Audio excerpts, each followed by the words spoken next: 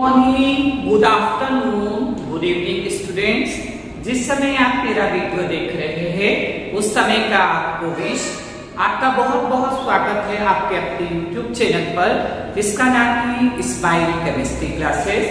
इस वीडियो में हम क्लास 10 के सब्जेक्ट केमिस्ट्री के चैप्टर नंबर फर्स्ट के जिसका नाम है केमिकल रिएक्शन एंड इक्वेशन, उसके some examples of chemical reactions पर डिस्कस करेंगे। लेक्चर शुरू करें उससे पहले मेरी आपसे रिक्वेस्ट है कि आप यदि हमारे चैनल पे न्यू है तो पहले चैनल्स को लाइक से सब्सक्राइब कर दीजिए ताकि आपको नए वीडियो का नोटिफिकेशन अवेलेबल मिल सके।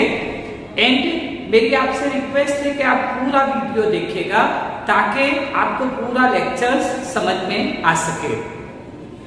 अब हम शुरू करते हैं सब एग्जांपल्स ऑफ केमिकल रिएक्शन। इसमें सबसे पहला जो है वो है हमारा burning of magnesium ribbon. Burning of magnesium ribbon. दूसरी बात कि दूसरा एग्जांपल है रिएक्शन बिटवीन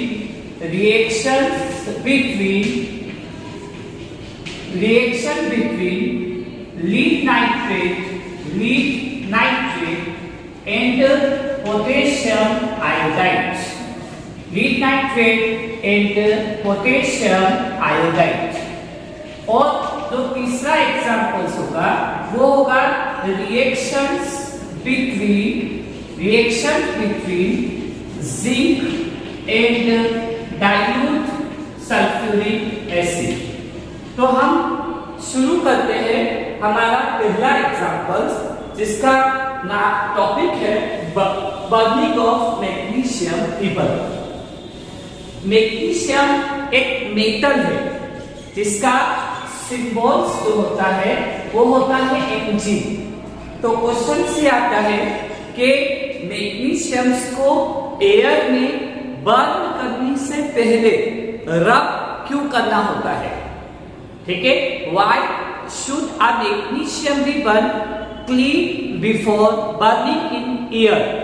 तो मैग्नीशियम एक रिएक्टिव मेटल्स है और ये मैग्नीशियम ऑक्सीजन के साथ एटमॉस्फेरिक ऑक्सीजन के साथ रिएक्ट कर मैग्नीशियम ऑक्साइड की लेयर फॉर्म कर देता है। खुद की सरफेस पर ऑक्साइड की लेयर फॉर्म कर लेता है। तो ये जो ऑक्साइड्स की लेयर है ये मैग्नीशियम्स के बर्निंग में रुकावट डालेगी। ठीक है, इसलिए मैग्नीशियम रिबन को एयर में बर्न करने से पहले क्या करना होता है? सैंड पेपर से रब करना होता है ताकि उसके ऊपर जो ऑक्साइड्स की लेयर फॉर्म हुई है वो रिमूव हो जाए और मैग्नीशियम रिबन इजीली बर्न हो जाए। लेयर रिमूव करने के बाद मैग्नीशियम्स को हम बर्नर पर, ठीक है, बर्नर पर हम इसको हीट करते हैं with the help of tong के थ्रू हम मैग्नीशियम रिबन्स ले लेते हैं। मैग्नीशियम रिबन, इस मैग्नीशियम रिबन्स को जब हम बर्न करते हैं, ये मैग्नीशियम रिबन को एयर की प्रेजेंस में मतलब ऑक्सीजन की प्रेजेंस में हम जब बर्न करते हैं तो ऐसी कंडीशंस में मैग्नीशियम ऑक्साइड का फॉर्मेशन होता है। ठीक है, जो एक व्हाइट कलर का पाउडर बनता है। ठीक है, मैग्नीशियम ऑक्साइड हमको व्हाइट कलर्स के पाउडर्स के फॉर्म में अवेलेबल होगा और मैग्नीशियम जब एयर की प्रेजेंस में बर्न होगा तो व्हाइट डेज़लिंग फ्लेम के साथ क्या होगा? बर्न होगा। फ्लेम मतलब धुआं, और जहां धुआं निकलना शुरू होगा तो हमको कंफर्म हो जाएगा कि केमिकल रिएक्शन स्टार्ट हो चुकी है। तो कोई भी केमिकल रिएक्शन होगी तो उसमें हमको कोई ना कोई एविडेंस मिलेंगे जिससे हमको ये पता चलेगा कि केमिकल रिएक्शंस कंप्लीट हो चुकी है। तो यहाँ पर हमको दो एविडेंस मिले, एक तो व्हाइट कलर्स का पाउडर्स मिला और दूसरा व्हाइट कलर्स की डेजनिंग फ्लेम्स मिली, जिससे हमको कंफर्म हो गया कि केमिकल रिएक्शन स्टार्ट हो गई। अब हम सेकंड, ठीक है, रिएक्शंस का एग्जांपल्स देखते हैं। Chemical reaction between lead nitrate and potassium iodide. हम दो टेस्ट ट्यूब्स लेते हैं, ठीक है, दो क्या लेते हैं, टेस्ट ट्यूब्स। ये टेस्ट ट्यूब ए है और ये एक है हमारे पास टेस्ट ट्यूब बी, ठीक है। इसमें हमने वाटर्स लिया, ठीक है, हमने क्या लिया, वाटर, और अनदर टेस्ट ट्यूब में भी हमने क्या लिया, वाटर्स, और फ्यू अमाउंट्स में इसके अंदर हमने लीड नाइट्रेट को डिसॉल्व कर दिया, ठीक है, लीड नाइट्रेट को क्या कर दिया, डिसॉल्व। और ये जो अनदर टेस्ट ट्यूब है इसमें हमने पोटेशियम आयोडाइड को डिसॉल्व किया, ठीक है, पोटेशियम आयोडाइड को क्या कर दिया, डिसॉल्व कर दिया।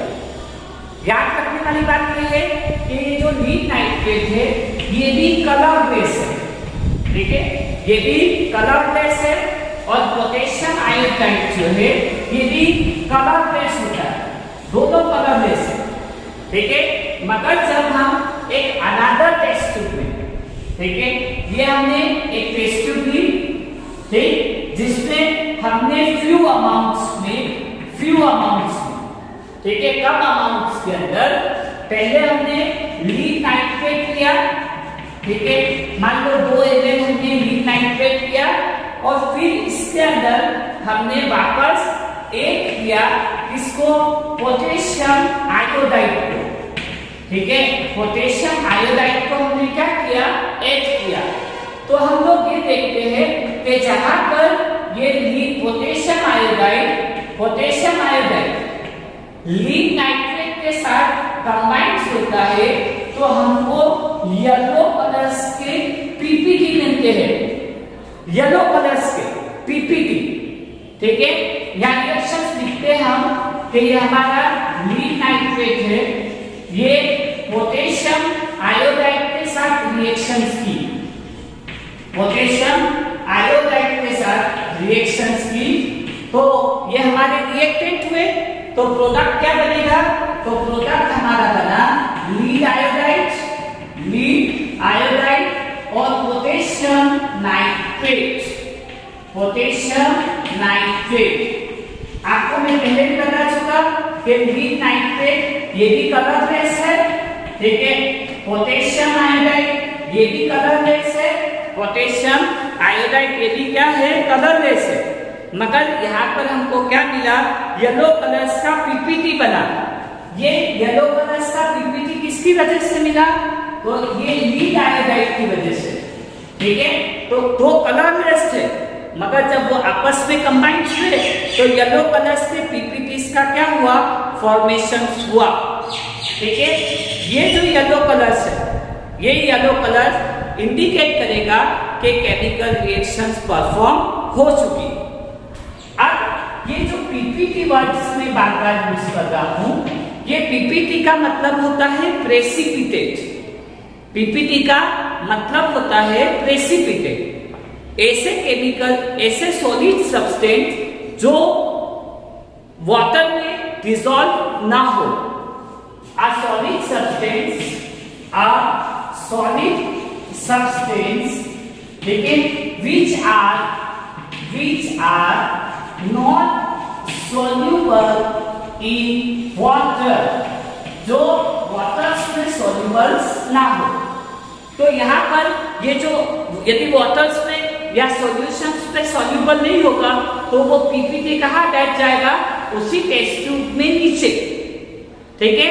तो ये येलो कलर्स का पीपीटी फॉर्म होना ये इस बात को इंडिकेट करता है कि केमिकल रिएक्शंस परफॉर्म हुई। तो इस रिएक्शंस में कलर का फॉर्मेशन हो रहा है।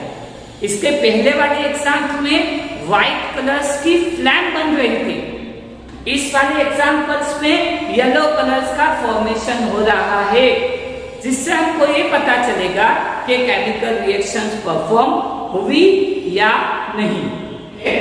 Chemical reactions between zinc and dilute sulphuric acid. तो पहले हम लोग डाइल्यूट सल्फ्यूरिक एसिड का मतलब समझते हैं, ठीक है। तो डाइल्यूट का मीनिंग क्या होता है कि जब किसी भी एसिड्स में अमाउंट ऑफ वाटर, ठीक है, अमाउंट ऑफ वाटर मोर हो, ठीक है, अमाउंट ऑफ वाटर मोर हो और अमाउंट ऑफ सल्फ्यूरिक एसिड मतलब अमाउंट ऑफ H2SO4 लेस हो, तो ऐसी कंडीशंस को कहा जाता है डाइल्यूट। एक वर्ड होता है कॉन्सेंट्रेट। तो कॉन्सेंट्रेट में पानी कम होता है और अमाउंट ऑफ सब्सटेंस ज्यादा होता है। तो कॉन्सेंट्रेशंस की, कॉन्सेंट्रेटेड सॉल्यूशंस की रिएक्टिविटी ज्यादा होगी और डाइल्यूट सॉल्यूशंस की रिएक्टिविटी कम होगी। अब हम इसके लिए एक कोनिकल फ्लास्क लेते हैं, देखिए ये हमने एक कोनिकल फ्लास्क लिया, कांच का बना हुआ होता है कोनिकल फ्लास्क, ठीक। ये कोनिकल फ्लास्क की सरफेस पर, कोनिकल फ्लास्क की सरफेस पर हमने जिंक ग्रेन्यूल्स ले लिए।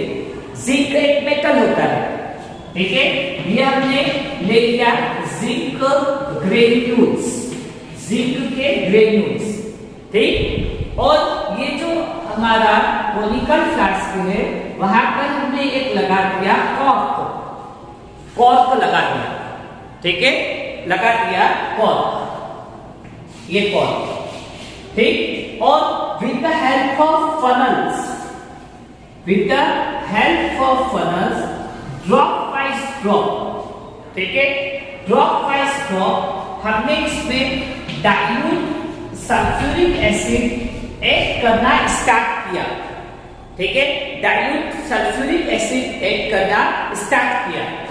तो ये जिंक जब H2SO4 मतलब सल्फ्यूरिक एसिड्स के साथ, सल्फ्यूरिक एसिड्स के साथ रिएक्ट करेगा तो ऐसी कंडीशंस में जिंक सल्फेट, जिंक सल्फेट, ठीक है, और हाइड्रोजन गैस, हाइड्रोजन गैस का फॉर्मेशन होगा।